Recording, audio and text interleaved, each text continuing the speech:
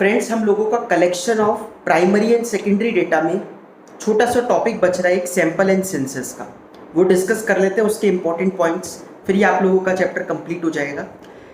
बहुत सारी चीज़ें इसमें से आप लोगों को मालूम ही है, जैसे सेंसस एंड सैंपल सर्वेज में सबसे पहले आता है सेंसस सर्वे। क्या फ़र्क होता है सेंसस और सैंपल का? दोनों एक दूसरे के ऑपोजिट है।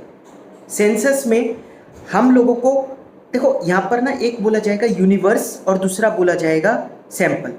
यूनिवर्स का मतलब क्या है कि जो भी आप जिस चीज़ के लिए भी आप सर्वे कर रहे हो, उसमें अगर आपको सारी पॉपुलेशन से पूछना पड़ रहा है, सारी पॉपुलेशन किसी कंट्री की बात नहीं कर रहे, जो भी आप लोगों का एरिया है, कोर एरिया, जैसे अगर आप लोग एक टाउन में हो तो टाउन में अगर आप हर आदमी से पूछना चाह रहे हो तो वही आपकी पॉपुलेशन है, वो यूनिवर्स है आपके लिए। अगर हर बंदे से पूछना पड़ेगा तब तो वो सेंसस सर्वे कहलाएगा। अगर आप उसमें से कुछ सेलेक्टेड लोगों से पूछकर अपनी राय बना सकते हो, वो कहलाएगा सैंपल। ठीक है, ये फर्क होता है सेंसस सर्वे और सैंपल सर्वे में। डिस्कस कर लेते हैं। The objective of a census method और complete enumeration is to collect. अब जैसे सेंसस सर्वे, पॉपुलेशन काउंटिंग करनी हो अगर इंडिया की, तो सेंसस चलेगा या सैंपल चलेगा? ऑब्वियसली सेंसस, इसलिए उसको सेंसस बोला जाता है, क्योंकि वहाँ पर each and every unit is important. ये देख के थोड़ी ना पता लगाएंगे कि टाउन ए में 10 जने हैं तो 1000 होंगे, ये कौन सा लॉजिक हुआ? तो एक एक बंदे से काउंटिंग होगी, इसलिए उसको सेंसस सर्वे बोला जाएगा। The objective of a census method और complete enumeration is to collect information. ये आप लोगों को पेज नंबर 37 पे मिलेगा, जो मैंने आपको नोट्स भेजे हैं उसके। Collect information for each and every unit of the population या universe. In this method, every element of the population is included in the investigation. Thus, when we make a complete enumeration of all the items in population, it is known as census method or method of complete enumeration. In above example, collecting weights of all the 500 girls in senior secondary school is the census method of collection where no student is left over as each student is a unit. ठीक है, ये census सर्वे। लेकिन sample survey इससे इतर, sample survey में हम लोग कुछ सिलेक्शंस करते हैं। We may study a sample drawn, page number 38 पे आइए। We may study a sample drawn from the large population and if that sample is adequate representative of the population we should be able to arrive at valid conclusions. The results obtained by sample study can be applied to the whole universe or population. Thus, when we make sample enumeration of some units of population is called sample method of collecting data. आ गई बात समझ में? क्या methods होते हैं sampling के? तो पूरा एक चार्ट बना हुआ है पेज नंबर 38 पे। मेथड्स ऑफ सैम्पलिंग बहुत तरीके हैं, थोड़ा थोड़ा डिस्कस कर लेते हैं सबको। जैसे रैंडम सैम्पलिंग और non random sampling. Random sampling में फिर आता है सिंपल और रिस्ट्रिक्टेड रैंडम सैम्पलिंग। फिर रिस्ट्रिक्टेड के भी अपने तरीके होते हैं, स्ट्रेटिफाइड, सिस्टमैटिक, क्लस्टर सैम्पलिंग। और नॉन रैंडम सैम्पलिंग में 3 होते हैं। पेपर में इंपॉर्टेंट क्वेश्चन आता है, what are the types of non random sampling? ये आप अच्छे से कर जाना, कई बार आया है। Explain the non random sampling methods. तो 3 होते हैं, जजमेंटल सैम्पलिंग, कोटा सैम्पलिंग और कन्वीनियंस सैम्पलिंग।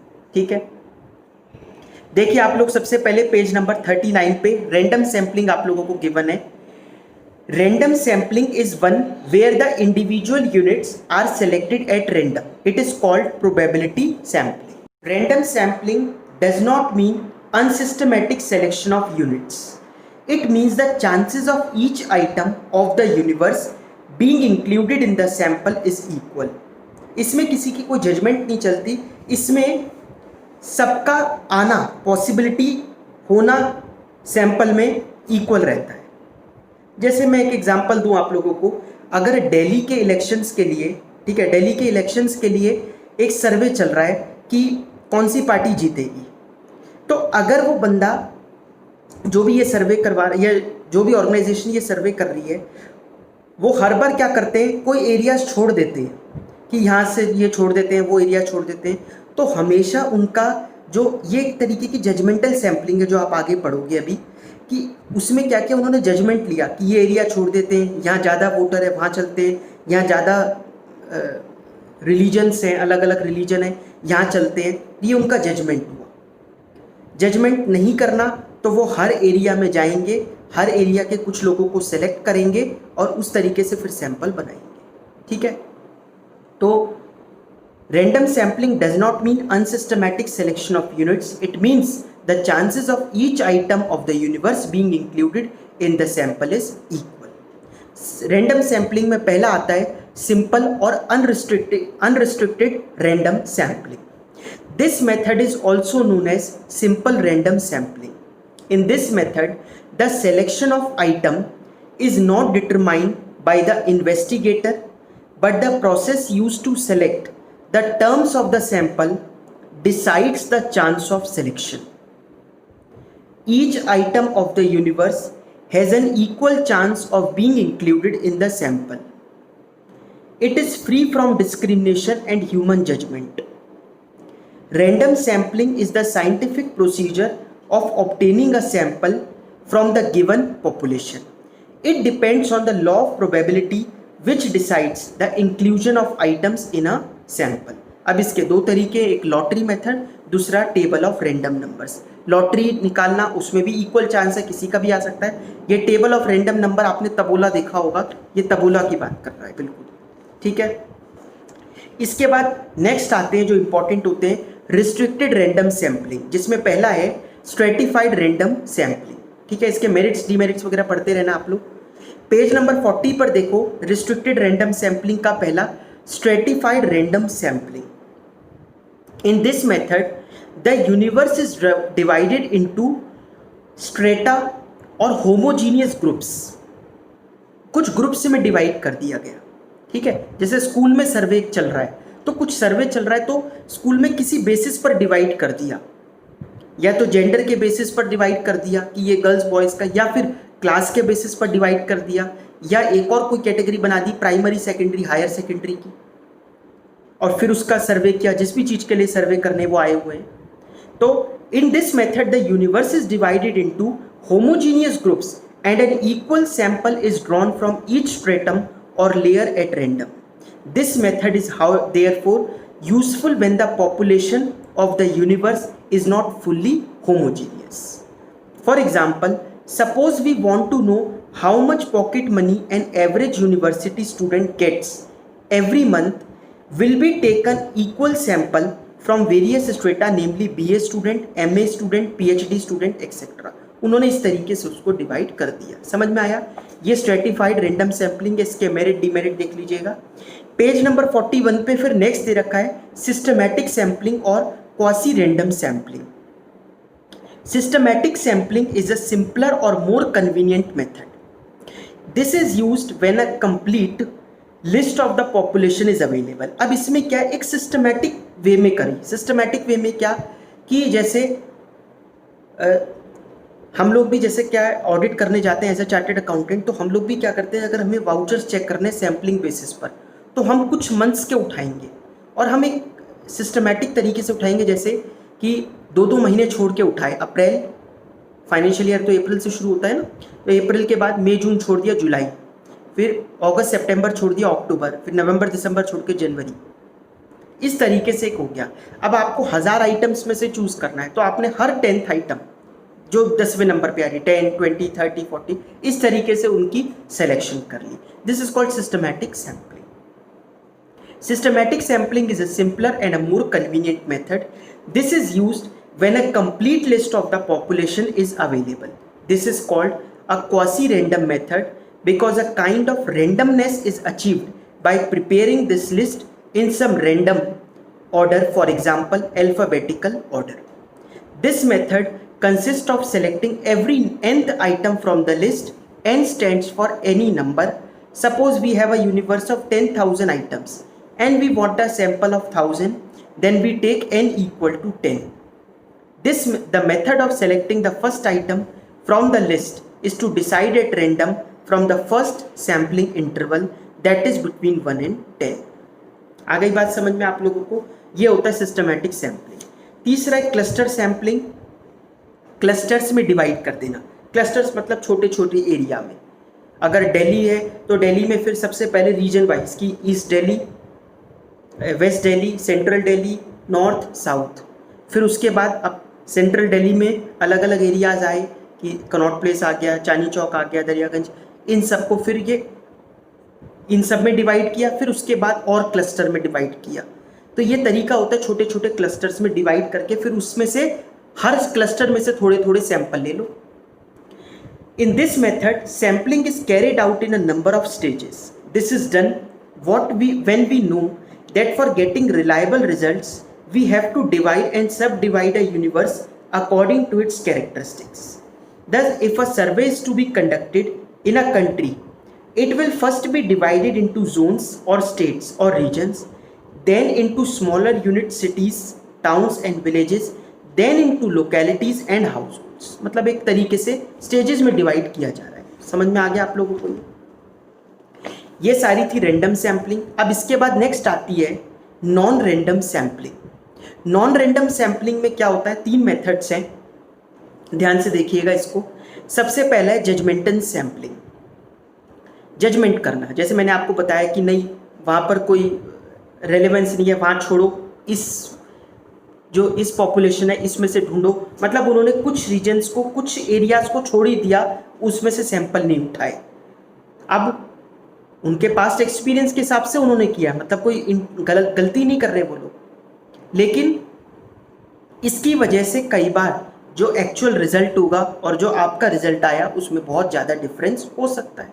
आपने देखा होगा, ऐसा होता है बहुत सारा कि जनरली मीडिया जैसे कोई भी अगर इलेक्शन होता है तो उसके बाद पोस्ट सर्वे वगैरह एग्जिट पोल्स निकालता है, और एग्जिट पोल में कोई शायद ही एक आधी ऐसी मीडिया का होता है जिसका एग्जैक्टली रिजल्ट उतने का उतना आ जाए। बहुत कम होता है ऐसा, बाकी सबका तो कहीं कहीं दूर तक भी नहीं जाता। कई बार तो सरकारी वो किसी और की कहते हैं और बन किसी और की जाती है। ये सब जजमेंटल सैम्पलिंग होती है। This is also called purposive और deliberate sampling. In this method individual items of sampling are selected by the investigator consciously using his judgment. Therefore, it requires that the investigator should have a good knowledge of the universe and some experience in the field of investigation. Obviously, the choice of samples will vary from one investigator to another. For example, from a universe of 10,000 ladies who use a particular brand of hair dye, the investigator will select a sample of say 1000. His choice of this sample will be such that it is irrespective of the universe. ठीक है? Next होता है quota sampling. It is a method of sampling that saves time and cost and is commonly used in surveys of political, religious and social opinion. Interviewers are allotted definite quota of the universe and they are required to interview a certain number from their quota. एक number of वो बना दिया कि आपको 50 लोगों से वहाँ पर पूछ के आना है कि वो लोग किसको इस बार वोट देने जा रहे हैं, या फिर वो कॉफ़ी ड्रिंकर हैं या नहीं है।